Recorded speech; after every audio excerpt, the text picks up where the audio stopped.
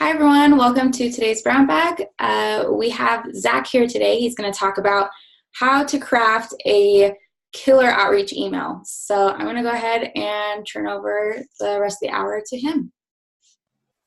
Great. Thank you so much, Bree. First of all, before I hop into the presentation I have available for all of you, I just want to say congratulations to you.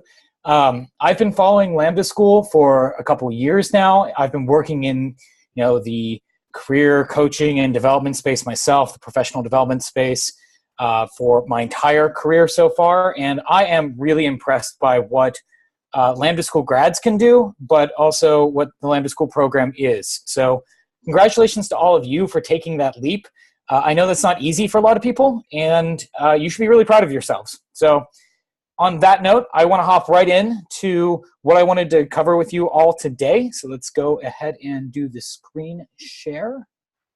You should be able to see my screen now.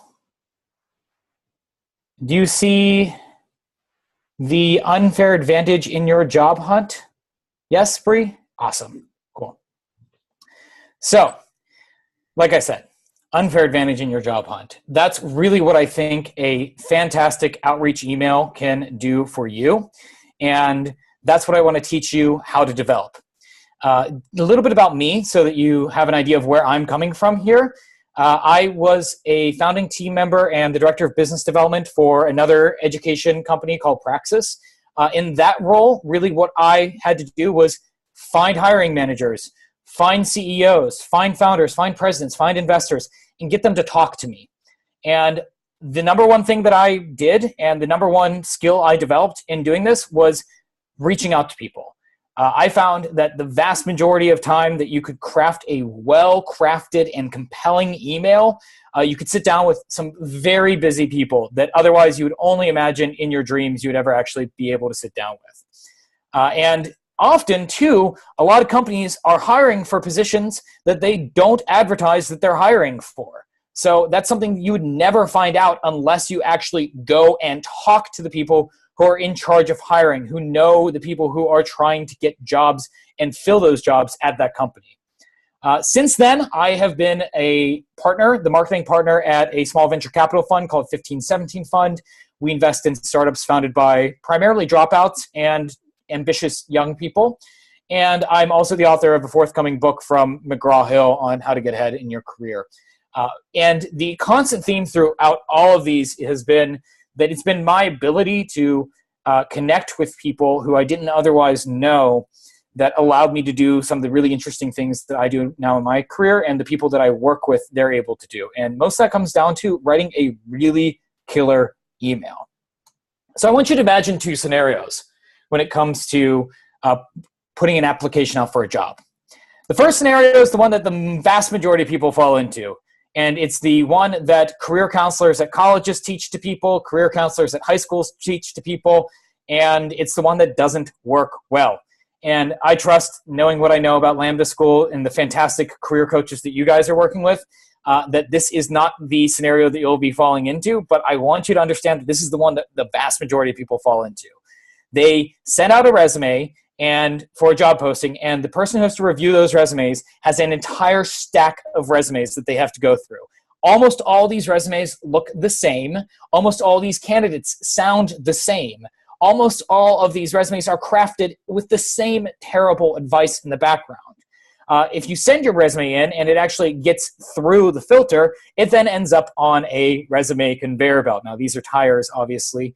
I actually went ahead and Googled resume conveyor belt, just hoping to see maybe if there was some goofy picture of a resume conveyor belt somewhere.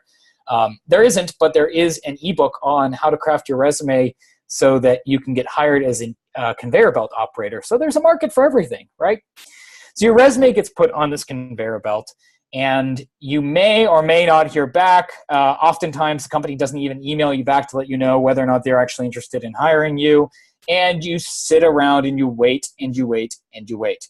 Again, this is a scenario the vast majority of people fall into. It's very reactive, and it can be really disheartening when it comes to actually crafting your own career and taking control of your career.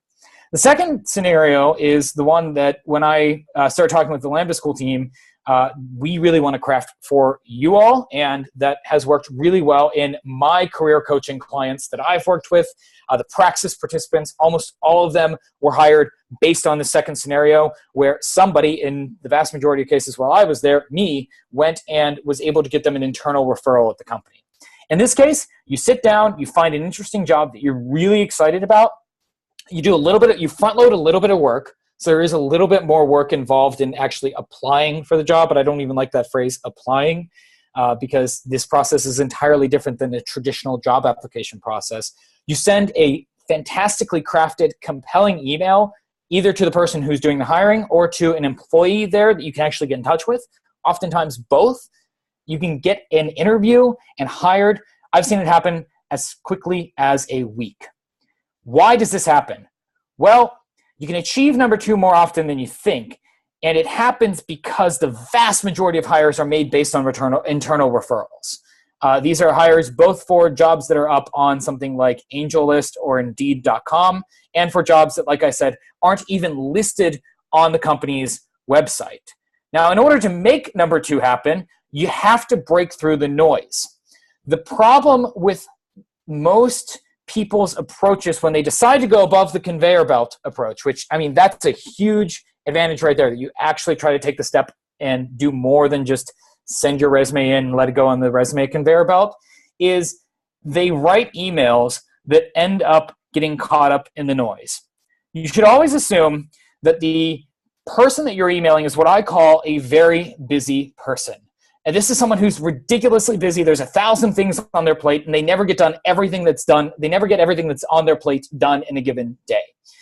And if you write an email like most people who haven't thought about what it's like to be a very busy person do write their emails like, you focus on persuasion. And there's nothing wrong with this necessarily in a vacuum. I give credit to people who want to focus on persuasion. What these emails end up looking like is they're usually pretty long. They kind of look like cover letters, and they go on and on about why this person should be hired at this company or why you should talk to this person. These are fine in a vacuum, but in the reality of day-to-day life of a very busy person, they are overwhelming and they just don't get replied to. So rather than thinking of persuasion first and clarity of your ask second, clarity of why you're reaching out to this person, you want to think clarity first and persuasion second. And I'll make it very clear for you throughout this presentation what exactly that means. But I want you to highlight this thought in your mind. Anytime you send an email to somebody you haven't talked to before, think clarity of your email first, persuasion of the content of the email second. Most people get so caught up in thinking about what should I say, how should I pitch myself, what exactly goes in the email, that they end up writing this big long email that is so persuasion focused, the clarity of the email gets lost. And the reason you want to focus on clarity first is that the most valuable commodity today is somebody's attention. How do you grab and hold anybody's attention, but especially the attention of a very busy person who has a ton of emails flying into their inbox at any given moment? I want you, just to illustrate this point, I want you to do a couple things for me. Look how many tabs you have open right now. You may even have multiple browsers open. I often have Brave, Safari, and Chrome open all at the same time. How many tabs do you have open total? Do you have your phone nearby? Is your phone on airplane mode? Is it on Do Not Disturb? Or can you see the screen and you can see all the notifications coming through? How many unread emails do you have in your inbox? And how do you check your email? When it comes in, or do you check it at specific times in the day? Now, I'm sure you're all very busy, but a very busy person, the kind of person who is a manager at a company who's in charge of hiring, the kind of person that you, if you can get in touch with them, gives you the unfair advantage of getting hired, they're probably a lot busier than you because they have a lot more on their plate, they have a lot more responsibilities, and they have a lot more riding on them. And if you have multiple tabs open, if you have your phone nearby and it's blowing up, if you have a lot of unread emails in your inbox, imagine what it's like to be this person. So today, what you'll learn is how to craft an email that gets opened, read, and replied to. Those are all important steps in the outreach process, and they're all separate steps. I don't care how persuasive your email is, but if it doesn't get opened in the first place, it's not going to do anything for you. I don't care if your email is the most persuasive email in the world and it gets open, but if it's unclear how to reply to it, it's just going to sit in somebody's inbox. We'll talk about how the psychology of a very busy person works so that emails that come to them sometimes get opened and read, but they don't get replied to, or they get opened, but they don't get read and replied to. We're going to talk about the attention psychology of very busy people, the flow that they go through in their inbox anytime something comes in that they don't recognize, and how to make your email persuasive once it's gotten read. Persuasion does matter, but persuasion matters only after you've actually grabbed this person's attention. So let's understand the attention psychology of a very busy person. A lot of what I'm going to talk to you guys about today is a lot of frameworks and strategy that I've been able to use in my life and able to be able to sit down with founders, CEOs, presidents, investors, managers, and some of my own personal heroes. So instead of just throwing a bunch of scripts at you, which I do have email scripts available that you can use and that you will have access to, I want you to be able to think about the frameworks that are important for sending any kind of message to any kind of very busy person. So how does the attention of a very busy person work? Well, the average person's attention span, according to Facebook, they were bragging about this at their F8 conference recently, which is kind of ominous, is about 8.25 seconds. I don't know how exactly they grab this specific statistic, but it sounds accurate to me. And I like to assume for a very busy person, it's actually about half of this. And the illustration I like to give for this is, if any of you have been unfortunate enough to travel on airlines anytime in the last 15 years, but especially in major metropolitan hubs, you know that it can be a complete nightmare. I actually have a thought experiment I will use with some of my clients where I tell them about a not too uncommon day for me running through the Reagan Airport in Washington, D.C. Imagine you get off a flight, you turn your phone on after it's been off on the plane ride. Your phone starts to blow up with new emails. You're going through some of the emails, some of the text messages, listening to voicemails, Slack messages. You get off your flight. The terminal is crowded. Your flight was slightly delayed on the tarmac coming in, and you have to go to a connecting flight. And you go to the board where the connecting flights are all displayed. You find your connecting flight, and you find out it's in another terminal. All while this is going on, you're still going through your emails because you've got a lot riding on you. You have to hire for your company. You have to lead new projects. You have to manage people. And you see an email from a stranger roll in. And this email is from someone who wants you to hire them. You want to craft if you're the person sending the email, the person sending the email wants to craft their email in such a way that somebody could be running through a crowded airport terminal in between flights and know exactly what you want and how to reply to your email. That's the attention psychology of a very busy person.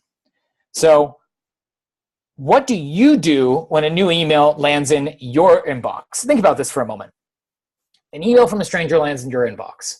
What's the first thing you do? Well, the first thing you do is you check who the sender is, right? If you know who the person is, then what you do is you actually look at the email and you decide, do I need to reply now and can I reply now? But let's imagine you don't know who the sender is. That somebody who is trying to get hired emailed you and it's a stranger. Does the email actually look interesting or does it look like spam? If it does look interesting, if it does look interesting, then you check it to see, okay, is this one that they sent to me specifically or did they send it to a lot of people? i.e., is it spam or is it something that's actually sent specifically to me? If it doesn't look like spam, then you ask yourself, just as you would if it was from someone that you know, can I reply to it now? If you decide yes, then you have to ask yourself, how can I reply, right? If you say, no, I can't reply to it now, you'll say, oh, I'll reply to it later.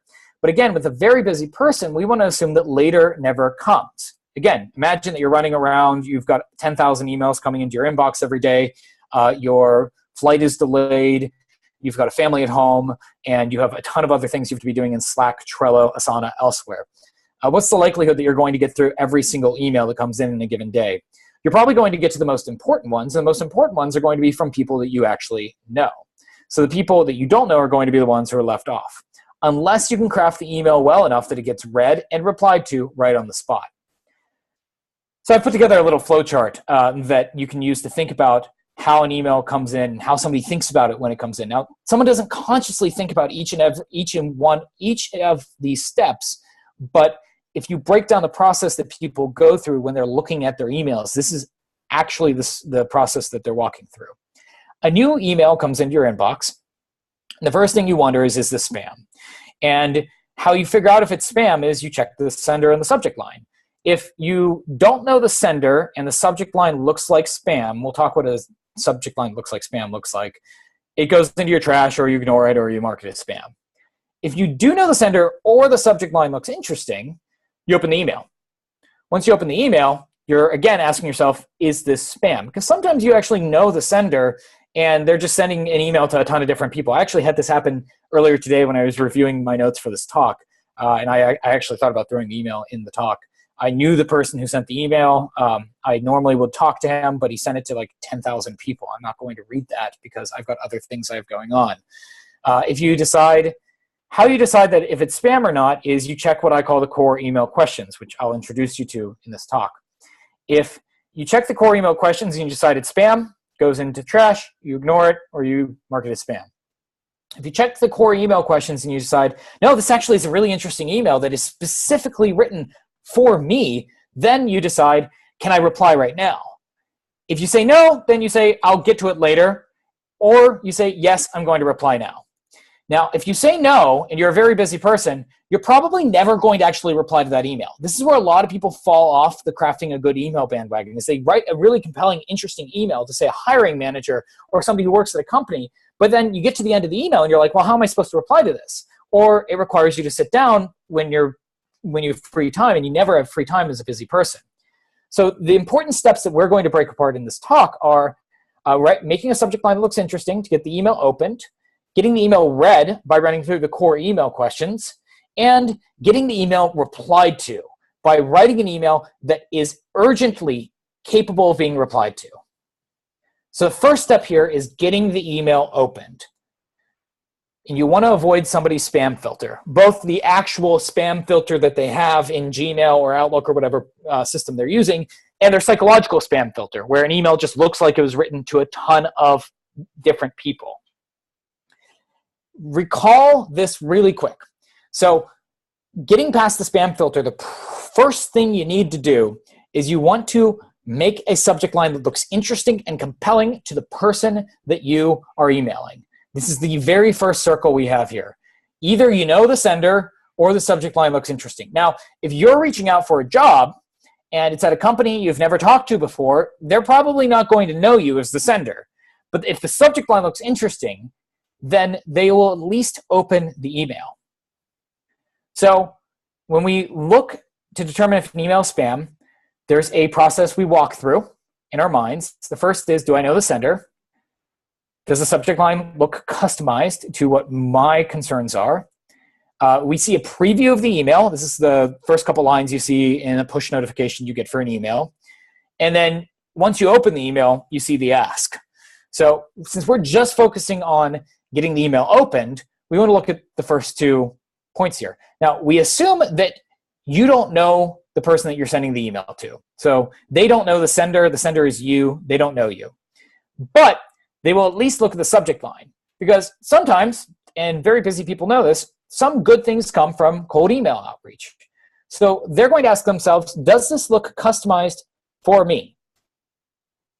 Subject lines that work have an appeal to an existing model or concern in the reader's mind. Now, whatever that model or concern is, that's pretty much up to you and the context that you're in. We'll talk about what I call email hooks that help you figure out what the models are that you should look for. But some common models that I would recommend using and looking for are people they know, problems they have, and something they've written or that they've spoken about. That they've written or that they spoke about. Now, people they know is almost always the most compelling. And it depends on the strength of the connection of the person they know and the way that that power dynamic works. But if you can get a mutual connection to at least say, hey, you should email John over at Exemplify Incorporated, then you can use in your email subject line, per our mutual connection. That's something that that person will say instantly, okay, I know John, I trust John enough that I would at least read an email from someone that he mentioned should reach out to me. I'm going to open the email. You want to find out what problems they have. Everybody is hired based on the problems they can solve, the value that they can bring to the table at the company that they're applying to work for. So you want to find what these problems are. You find this through research. Now, you can find what specific problems are at a company through really intuitive research, like a job description. They'll probably tell you what are some of the things that you'll be working on, but also by looking at things like podcast interviews with people who've worked at that company, the CEO, the founder, other people who work at the company, looking at the company's blog, subscribing to the company's email newsletter if they have something like that. They're going to be talking about what their goals are, what the new projects are that they're rolling out, and some of the growing pains that they might experience, especially if you're talking to high-growth startups. And this is more for getting a reference through a current employee at the company rather than a hiring manager, something that they've written or that they've spoken about. So one of the things I encourage you to do is identify companies you want to go work for, find employees who work at those companies online. Go find their personal websites, see if they're active on Medium, Quora, LinkedIn, see what they blog about. Do they blog about something related to their job? Is that something that you can speak to? I've got a couple examples later in the presentation, but these are the things you should be thinking about when you're thinking about how do I craft an email for somebody at a company that I want to reach out to. Just some examples of subject lines. Bad ones that I see all the time are things like job posting. Okay, yeah, I have a job posting up. A ton of people are going to send me emails about a job posting, and most of those emails are going to be bad. And I know that already because most people who put job posting in the subject line of an email that they craft to me in doing outreach tend to be bad emails. Or working at this company. Okay, again, your subject line isn't specific and it's not referring to some model that's already in my mind. And then, of course, really bad ones like hello or no subject. Now, I would trust that most of you are not sending subject lines with no subject. The only case in which I think that is okay is with people that you have a pretty casual, close relationship with. Otherwise, you should put something in the subject line. For a cold email that you're actually sending to somebody who's very busy, who you're going to be making an ask of for their time, you should give them as much information as possible that this is an email that they should trust and that they should open. What that might look like is something like per our mutual connection. Or you can have a direct, relevant question about the company, a direct, relevant question about why the company is hiring for a specific position or a project that the company is working on. Or per your recent blog post or podcast, now you fill in the name of the blog post or the name of the podcast. I have found, just generally speaking, starting your subject lines with per and then some mutual point of rapport is, without fail, pretty much the best way to go. If you can't do that, if you can't find a mutual point of rapport, if you can't find something this person's written about or something that you can talk to or a mutual connection that you might have, then you try a direct relevant question, maybe even to the job position that they are hiring for. Now, one of the things that I think is cool for you guys is Lambda School has a pretty good profile, meaning there are a lot of people that know about it, and there's increasingly more every day. If you can't find a mutual point of rapport that is like a mutual connection or a recent blog post or podcast that somebody's been on, look people up on Twitter. Lambda School's founder is pretty prolific on Twitter. There's a pretty good chance that if somebody works in tech, they've seen a tweet of his and they may have even liked a tweet of his. So one of the things you can do, and I've got a blog post on doing research before sending cold emails that I can send your way, is you can actually go to people's Twitter profiles and then you can click on their likes. And this shows you all of the tweets that they have liked. So if you see that they've liked something relevant to what Lambda School is or to Lambda School in particular, you can even just say, per your company and Lambda School, right? You fill in the company name. But they already know what Lambda School is in that case.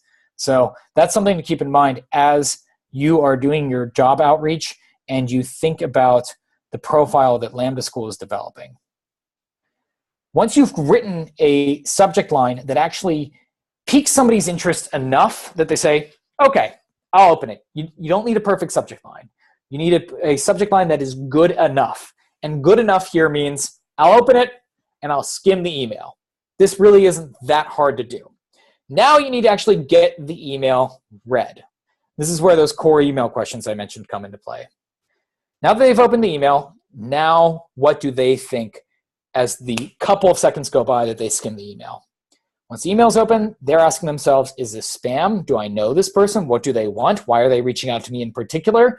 Is there credibility here? If you're a hiring manager, you get a ton of emails all the time from people with zero credibility. And you want to signal to the person who is reading your email that you actually have some kind of credibility. And then what can they, as the person who's reading the email, do? So we can really boil these down to what I call the core email questions. You have to answer these questions in this order for the email to make sense to the person who's reading it in that 3.25 to 8.25 seconds that go by. Who are you? Do I know you? How did you get my contact info? Why are you reaching out to me? Prove it if you're trying to pitch them on something in particular. And what specifically do you want from me? We'll break each of these down and why they're important. So, who are you? This is one that I'm shocked by the number of people who don't actually do it in their emails. And I wonder if people do it because that they don't introduce themselves because they think, well, my name appears right by the subject line. Why do I have to introduce myself? Maybe that's what they do. But I think this is akin to you're walking down the street and you're walking by a Starbucks and a canvasser at Starbucks, one of those people who's getting you to sign up for solar panels or the environment or pandas or justice or something that you can't say you don't like, that everyone kind of likes in some kind of way. Imagine if they just walked up to you and they didn't introduce themselves and they just started pitching you directly on the thing that they're trying to get you to sign up for. Would that be kind of weird? Would it be kind of annoying? Probably. And think about this to yourself. If you've ever actually fallen for this, how do they do it successfully? Well, usually they walk up, they introduce themselves, they compliment you, and then they ask you a relevant question based on what they think they can discern from you. And usually by that point, you're like, crap, how do I get out of this conversation? I don't actually want to talk to this person. But if they just walk up to you and they start pitching you immediately, it's kind of weird and it's kind of annoying. Or even more, if we go real, back to the 90s, you can imagine someone going door to door. You open up the door, you open up the email, they're essentially opening up their door to you, and this person just starts pitching you immediately. It's weird, it's off-putting, it's annoying. Introduce yourselves. So this is a really easy one to do. When they open the email, you should say, hello, so-and-so, my name is X. I am. So you can say, I'm a student or a graduate of Lambda School, or I am a software engineer, or I am a data scientist, or something like this, right? They want to know who they are, if they previously met you, in this case, no, and they want to know the context for why you're reaching out to them. This one's pretty easy. Then they want to know, do I know you? So most cases, they're not going to have known you. However, you may have met them at a conference or something, right? You want to make it very clear if they know you or not. You don't want to cognitively tax them. You don't want to say oh, it was great when we talked about X. Well, no, you want to tell them, we talked about X at the TechCrunch conference. And it's really great to be able to reach out to someone who knows something also about data science, right? And you also don't want to look suspicious and weird. Spammy emails look suspicious and weird where the people, they don't even really introduce themselves or give context of who they are. So if you don't know them, then you say something like, you don't know me, but you can even be more upfront. You can say, this is actually a cold email. So, hi, John. My name is Zach Slayback. I'm a career coach. This is a cold email, but I thought it'd be interesting to reach out to you for XYZ reason, right? If you did meet, then you just say upfront, we met in this context, right? I recently had to email a pretty prominent Silicon Valley venture capitalist to try to get him to give me an endorsement for my book. And he and I talked for 2 hours at his apartment one day as part of a job interview I did some years ago. And I hadn't really talked to him much since. And just saying straight up, we met when I was interviewing for a job at X company. We talked about this. That got me a reply from him. if I had just gone right into it and assumed that he knew me, I'm not sure if I would have actually gotten that reply. And if you don't know the person, but you do have a mutual connection, then you simply say, like, I'm a friend of, I work with, or I know this person. They're going to wonder, unless they've openly broadcasted their information, which some people do, they're going to wonder, how did you get my info? If their info is relatively hard to find, if you have to Google around for it, if you have to use something like findthatlead.com or hunter.io, 2 tools I recommend, then you want to just tell them how you got their info. Because, again, these people, often their emails are sold on lists, and it's really annoying when your email is sold on a list and a totally random person emails you if they bought it off the list. They're going to wonder why you're reaching out to them. Again, if it's for a public job posting, you just say, I recently applied for a job at your company, or I'm interested in working at your company. Pretty straightforward here, right? And then prove it. This is going to be a little bit less relevant for you all, but let's say you want to work for a specific company, and this company is hiring, let's say you're skilled in Django, right? And they're building out a new system, a new backend system on Django, and they mentioned this somewhere in a blog post or something like that. You tell them, hey, I'm actually really interested in applying for your junior backend engineer role. I just graduated from Lambda School. That's an example of an authority appeal or social proof. And I actually worked on this really interesting project that involves Django and building out a similar kind of backend to what your product is. I've attached a link to my GitHub profile here.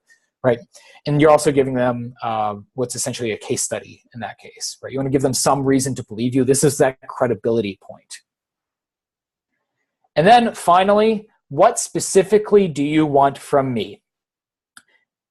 A lot of people will write an email. It gets opened. It gets read. It says, hey, I'm applying. My name is X. You don't know me, but I'm applying for a job at your company. Here's an example of work I've done. Specific to your company. Feel free to keep it. I'd love to be able to talk to you, though. And then they don't have an ask, right? They just say something like, would love if you review my application. That's up in the air. That's totally useless. What do you do with this?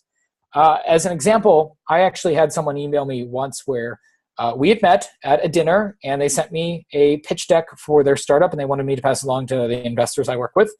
And first of all, the pitch deck was 40 pages long, which is not what you want to send along in a first email to somebody. And it didn't really have a clear ask at the end of the email. It was just like, here's our pitch deck. Did they want to get on a call with me? When did they want to get on a call? How long would the call last? Did they want me to pass it along to somebody? I'm going to assume they did, but it wasn't very clear from the specific email. So if you answer those questions, someone's at least going to skim through your email and have a pretty clear idea of why you're emailing them and why they should reply to you. So we're trying to set up the scene so that you can get a reply to your email. So this is the part, like I said, where a lot of people just they fall off the horse. You want to craft an ask that is easy for them to reply to. Again, think of our flowchart here. We're at the last circle now, the one up in the upper right. Can I reply to this email now? And you want to make it that the answer to that question is yes. So you want to make your email compelling to reply to now and easy to reply to now. And that's how I come up with what I call the VBP email matrix. There are 4 different types of emails when it comes to asks. The first is one that has a very hard to reply to ask and an unclear and uncompelling ask. This is one that's like, here's a 40-page pitch deck, and I'm not going to ask you to do a specific thing with it. So this is an email that you just ignore. And even if the person is really well-intentioned, you have other things on your plate so as a very busy person. So unless you're particularly charitable with your time, you're not going to reply to this email. Then you have an email that's easy to reply to, but the ask is unclear or uncompelling. This might be one where somebody asks you to get on the phone next week for 20 minutes on Monday or Tuesday between 9 a.m. and 11 a.m. on both days. This is actually really easy to reply to. But they don't make it clear why I want to get on the phone with them. This is actually a fairly hard part of the matrix to not fall into. I've even made this mistake myself. And often what you get in this case is somebody saying either, why do you want to talk? Or what exactly do you want from me? Or they will say, no, thanks. But at least you get a reply, right? So that is an improvement from the ignore part of the matrix. Then you have emails that are hard to reply to, but it is a clear and compelling ask.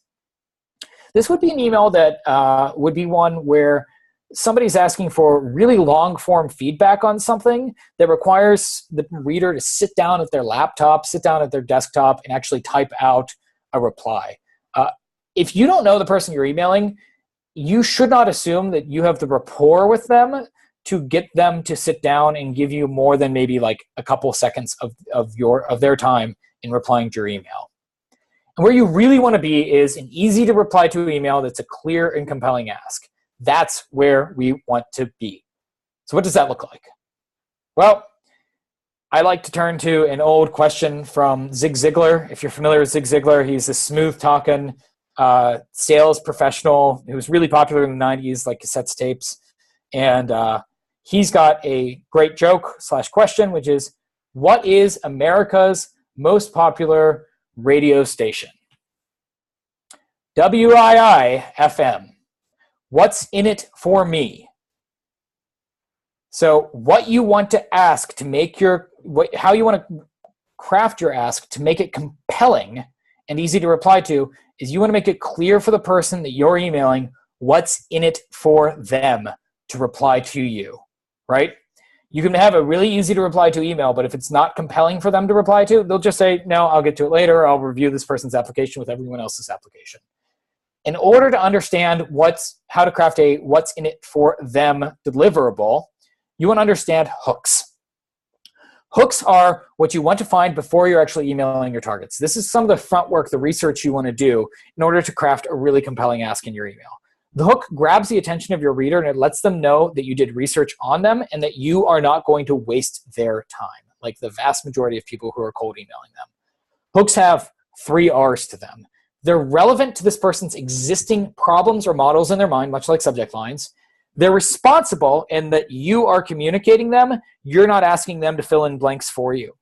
And they're rapport establishing. It means that you've actually gone out of your way to learn a little bit about this person. To give you an example of a way that a hook can work really, really well, I have a client who I coach in some career coaching, and he runs a freelance consulting business, right?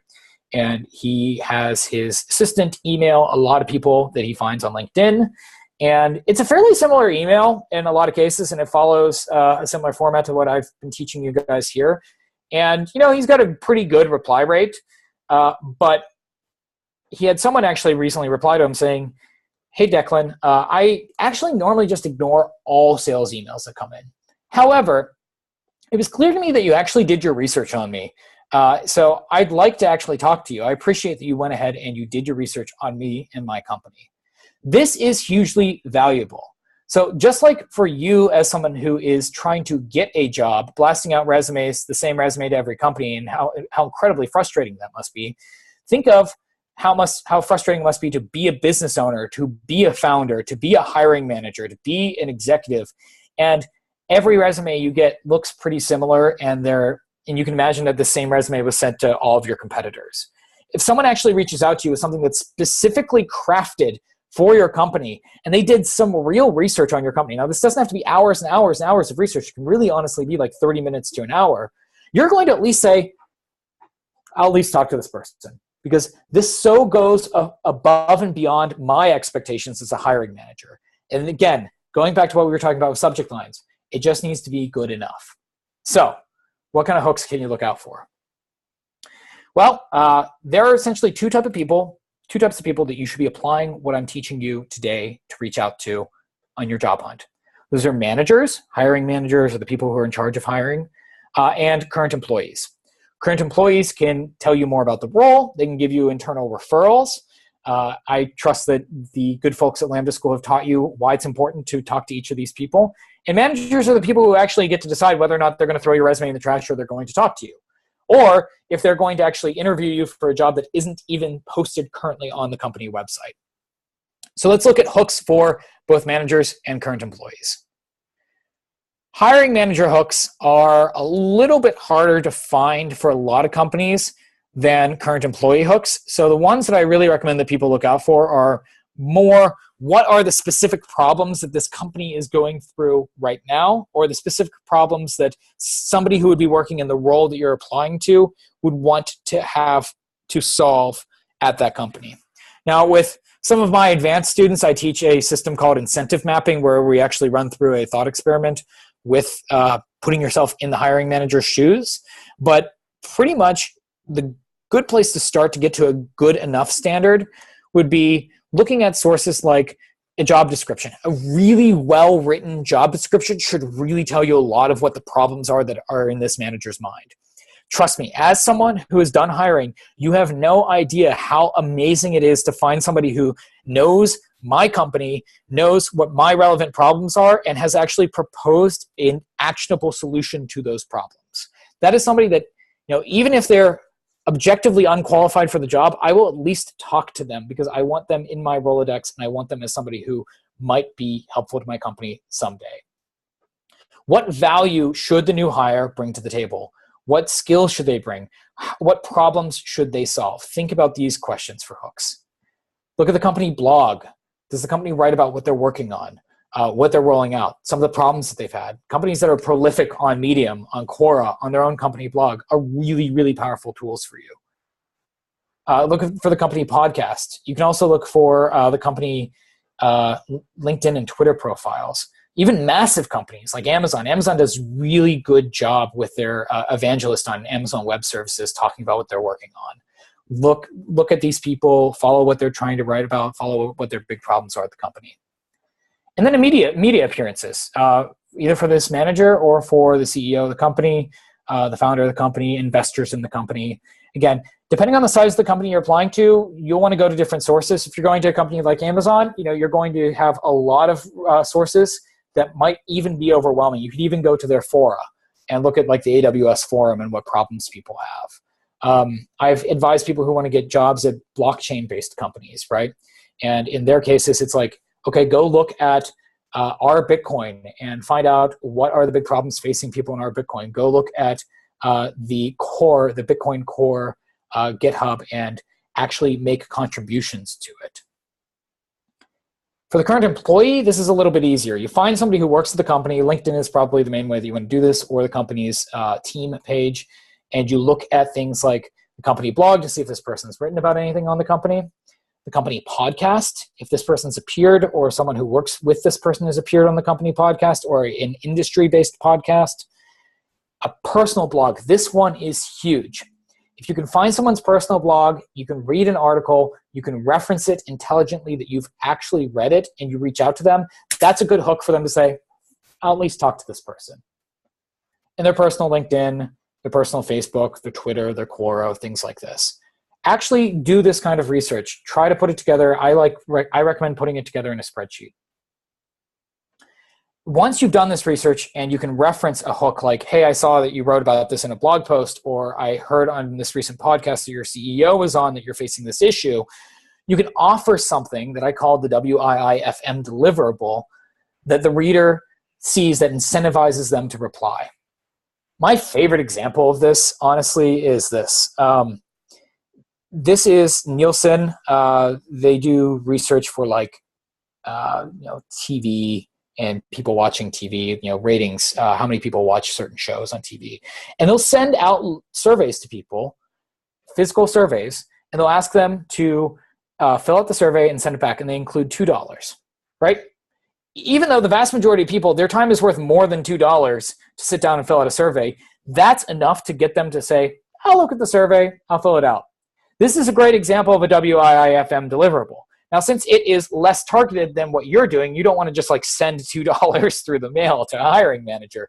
You want to send something that is looking to solve a problem that they currently have in front of them. So for managers, what might these WIIFM deliverables look like? These are specific, actionable value deliverables. What can you provide to show that you can add value from day one? If you can actually offer something like, hey, I built this uniquely and specifically for your company, use it. You can use it whether or not you hire me, but I wanted to give it to you. That is a huge, huge value add. Now, sometimes you can't do that. For engineering roles, data science roles, things like that, it's a little bit harder to provide these for than for, say, marketing roles. But if you can actually provide something unique, actionable, and specific for the company, that's huge. I'll give you an example in an example cold email that I've got at the end here. But think about this. What is something that you can actually send along that's specific to this company that if they opened up the email and they saw someone send this along, would absolutely delight them to see? For the current employee, what are the things that the current employees are worried about? Well, they're really worried about two things. They want to look good to their peers. They want to look good to their boss and to their manager. And if they can refer somebody to the hiring manager who will help the company build out solutions that they're working on, that helps them look good, right? And they want to feel good too. So honestly, just saying, hey, I saw your Quora question about this specific problem that your company is facing. I went ahead and typed up a flowchart for how I would address it, and I sent it to some friends who work in the industry, and they thought it was pretty good. I wanted to send it your way. That makes them look good, and it makes them feel good that somebody actually went out of their way to read their Quora answer or their personal blog post. This is pretty simple. Remember, the person on the other end of your email is actually a human being. And you can appeal to some of their baser instincts like looking good and feeling good to write a compelling email. So the TLDR is just do your research on specific people. Offer them something relevant to that research. Like I said, I've got a big, long blog post that breaks down all the different places you can look for research on people. I'll send it along to all of you.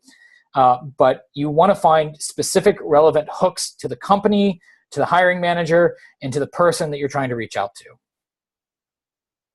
So based on everything I just threw at you, we can think of an email checklist. And this is the checklist that I run through in my mind anytime I send a cold email. And it is, does my subject line appeal to something already on this person's mind? Did I answer my core email questions? Do I say who I am? Do I say if they know me? Do I tell them how I got their info? Did I tell them why I'm reaching out to them in particular? Can I prove it? Can I show some kind of credibility? What specifically do I want from them? Then I check that last one, what specifically I want from them, with a clear and compelling ask using the WIFM test. So what is in it for them? Why should they reply to me? What kind of reply do I want from them? What am I offering them in exchange for getting on the phone with me or interviewing me? And is my ask easy to reply to? Here's what this might look like. So this is an example email to a hiring manager that I wrote up. Hi, Justin. My name is Zach Slayback. We haven't met, but I just applied for the junior software engineering role at Exemplify. I found your company on the I found your contact info on the Exemplify website, and I wanted to reach out to let you know why I'm excited to apply to work with you. I heard on a recent podcast with your CEO on the Coding for All show that you're working on converting your mobile app to Swift from Ionic. I actually did this for a recent project and charted out every step I took to make this a smooth transition. I compiled that into a checklist that I've sent to a few friends in the industry. It's attached here. Please feel free to send it along to the rest of your team if you find it useful. No need to reply, and we say no need to reply in this case because I've already put in the application. If I didn't actually put in the application, then we would leave that part out. But if you have a second, I'm curious if the reason for switching is performance-based or if it's development-based. This gives them a very simple ask. They can reply to it pretty easily. They can simply say it's performance-based. You've got to reply. That's what you want. A lot of people, they'll go right from the cold email to trying to get hired. You just want to start the conversation. You want to get this person to think, okay, I'll reply to this person and we will start this conversation. Once you have a reply, you are considerably more likely to get the conversation rolling. So don't try to go for this big, massive ask that's like, you should hire me for this job. That'd be like sitting down on a first date and proposing to the person across the table. It's weird, it's creepy, or a better example might be you match with somebody immediately on like Bumble or Tinder or OkCupid, and you immediately ask them to go to a 5-star restaurant with you for dinner. Weird, creepy, and it also signals that you don't have any options, which is also kind of weird. So what you want to start with is you want to start getting the reply. You want to start the conversation rolling. Once you have that conversation rolling, you can then move up to a very clear and compelling ask for, I'd like to get on the phone for 20 minutes and talk about, some of my recommendations that I would take to switch from Ionic to Swift, since you say that it is performance-based, right? You can see how we're trying to trade up the value chain here. So with all that in mind, you should now know how to write an email that gets opened. That's step 1 here. Write an email that gets read. That's step 2 here. And write an email that gets replied to. That's step 3 and 4. Now, this is years of my work, years of research, and really being able to test this in the real world. So I can only cover so much in an hour with all of you. But I do want to leave some time for question and answer because you might have very specific questions related to this. I will tell you that learning this skill, crafting an email that people read and they reply to, is a career superpower. A lot of people think that it's only something that you need to do if you're in sales or if you're a founder. But if you are someone who's in a technical role and you can grow your network through outreach directly with people and you can solve problems for them, you will never be in a position where you don't have new opportunities on the table for you.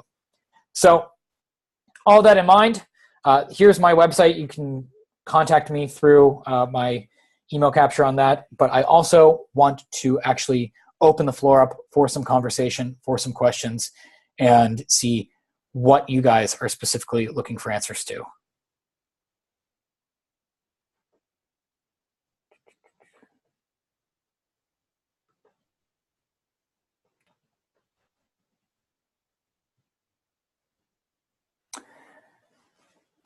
I will make the slides available. Yes, absolutely.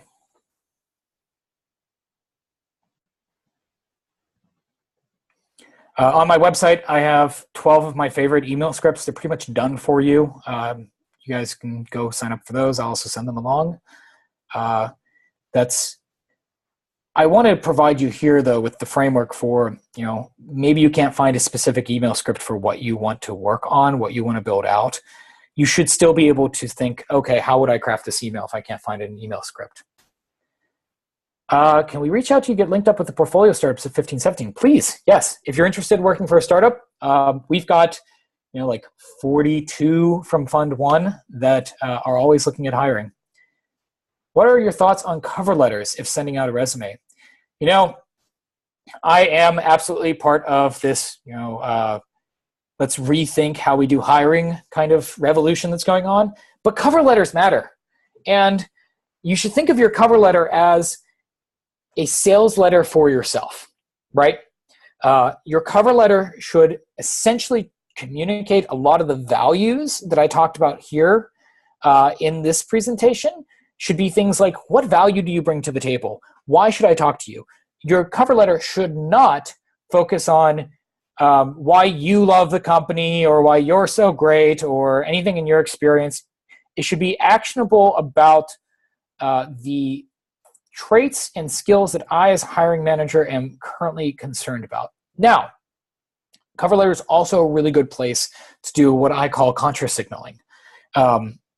Anytime anybody finishes a program, gets a degree, a diploma, a certificate, whatever it is, they're signaling something about themselves, right? That you went through Lambda school signals to me that you have a certain level of competence about whatever you specifically studied in Lambda school, whether you were working on data science or back-end development, whatever it was. It also tells me that you're open to new things because Lambda school is a little new, it's a little different. That's cool.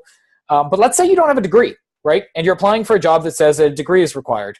The first thing I'm going to tell you is job requirements are always negotiable. So don't rule a job out because you don't meet a specific requirement in there. But if you are applying for a job that requires a degree, as an example, your cover letter is the place for you to say why I should still consider you even though you don't have a degree. So you counter my objection before you even hear it. This is something we learn in sales about just countering objections before they're even raised. You might say something like, although I might not have a degree, I more than make up for it in my conscientiousness and my drive. And here are 3 examples of how I do that. You can tell me, but I also want you to show me. So I'm a huge fan of cover letters, but just like resumes, you don't want to send the same cover letter out for every single job. You want to write a new one every time you send it out. And if you do your research, if you front-load research, this should actually be pretty easy to do. Thoughts on if a recruiter reaches out to you for a non-dev role based on previous experience, but you want to apply to dev roles at that company? It depends on the type of recruiter. If they're an internal recruiter or an external recruiter, it's going to be 2 different things. But I would honestly just tell them, I'd be forward with them and say, I am actually looking at transitioning into a dev role. I saw this role is available at the company, and I think that I'd be a good fit for X, Y, and Z reasons. Here's what I do on day one, right? Honesty is often the best policy for these things, especially with recruiters. Recruiters are a little goofy. What are the largest challenges you think we might face or adaptations we might need to better implement what you've taught today? This is a great question. That's a really good question. Give me a second to think about that. People have a really hard time selling themselves. That's probably the first thing. Being able to say, I can confidently do X, Y, or Z for you, especially when you're working on limited knowledge, is not easy. Especially for dev roles, being able to offer somebody a WIIFM deliverable that is actually actionable for them and their company in particular is hard to do because you're working on limited knowledge. Unless it's an open source product, you don't have access to their code that you're actually going to be working on, right? Give you a counter example. When I work with people who are looking at getting jobs in sales or marketing is a good example of this. One of the best things you can do as a company is have what's called a lead magnet on your website. A lead magnet is something like a PDF that on my website, it's my email scripts as an example. It's a gift to people who visit the website in exchange for their email address. A lot of companies don't have this for whatever reason. You can actually put one together for them based on their most popular blog posts, put it in a PDF, make a great cover on Canva, do this all in an hour or two. You can send it to them and they can implement it, right? That's not something you can do the equivalent of really easily in a dev role. So this is one of the reasons why I do recommend playing the long game here. If you're just starting out and you're not quite looking for a job quite yet, start identifying companies right now you'd like to go work for and start emailing current employees there. Reach out to numerous current employees and try to sit down with them. Get an idea about internally what are the issues the company is facing. You still probably won't have access to their code base. It'd be kind of weird if they just gave it to some random person who was inquiring about working there. But you'll get a good idea of what the company's biggest challenges are that you can work on projects that can signal that you can address. That's outside of the fact that people just have a hard time selling themselves, talking about themselves, making specific asks of people. That would probably be the other big challenge I'd see a lot of people running into.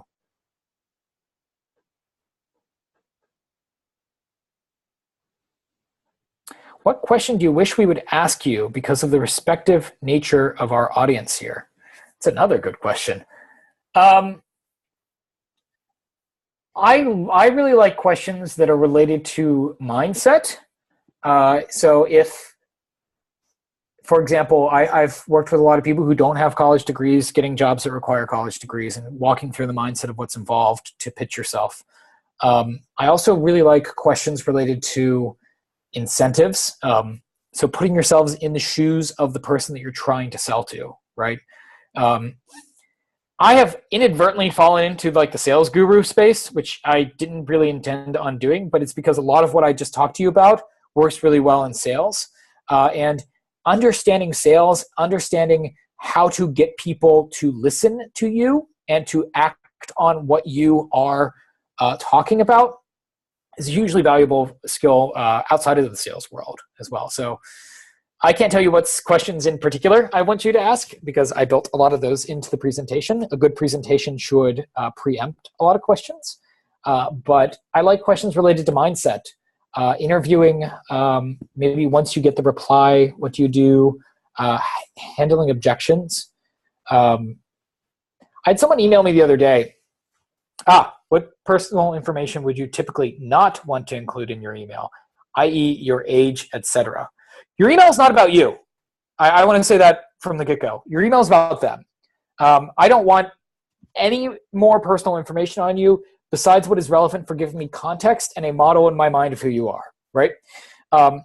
If this person knows what Lambda School is, or you think there's a good chance they do, you can mention it because it might buy you credibility. If this person doesn't, then you don't need to mention it. You can just say, I'm a young software developer, or I am a young data scientist, anything like that. You don't even necessarily have to say young. I think young is good for two reasons and in two contexts. One, if you are actually young. If you don't consider yourself young, then don't do it. But if you are actually young and you're reaching out to people who work at the company you want to apply to. So you're not actually applying for the job quite yet. Young can actually be an advantage because people feel good when they feel like they're helping people who are starting out in their industry. I generally say avoid anything that's like a mentorship program. Avoid anybody who says, "Oh, let me mentor you," because they tend to be weird, and they tend to be people who they aren't very successful, and they're not the people you want mentoring them. However, in most people's minds, most people, if they're at a mid-level role or higher, they think they do want to help mentor people. They might not say that specifically. So if you are young and you're reaching out to learn more about an industry, that actually might buy you rapport with somebody who thinks, oh, I can help someone who's looking to follow my footsteps. Cool. If you're applying for a role where you think your age might hurt you, so it's a little bit more experienced, or you think that the person that they're looking for would be older than you, I would generally leave it out. Again, only provide as much information as is relevant for the context. The email is not about you, it's about them.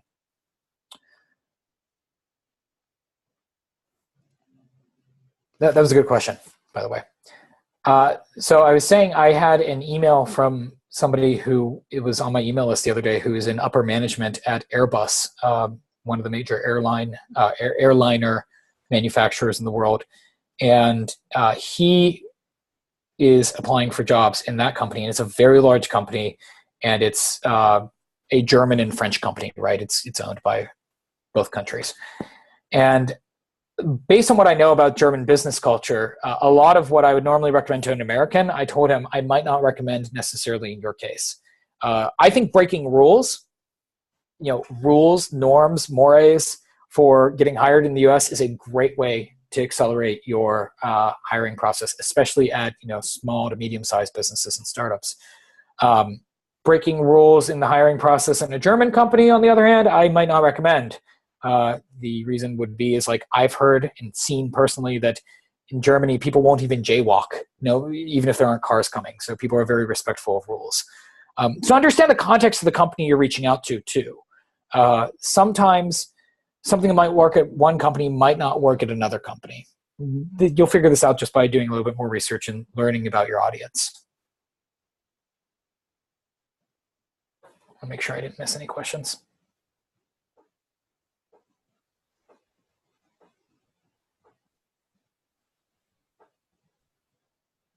Hire me or I'll kill you. Yep, killer email. Literally killer email. Yeah, I see what you did there. It's funny.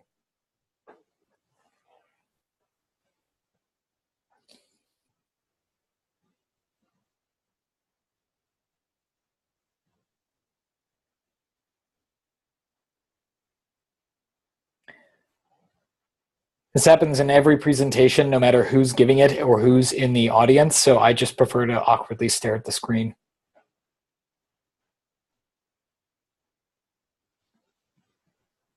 My email address, if anybody wants to reach out to me directly, one of the things I am happy to offer all of you as Lambda School students, and as part of me doing this here, is I will offer you personalized feedback on an email that you want to send to somebody. I tend to do that using Loom. I think you're probably familiar with Loom. So send me the email before you send it to someone, and I can give you feedback directly. My email address is zslayback@gmail.com. That's my personal email address. If you're interested in anything related to 1517 Fund, I'm Zach, Z-A-K, at 1517fund.com. I'm going to drop both of those in the chat here.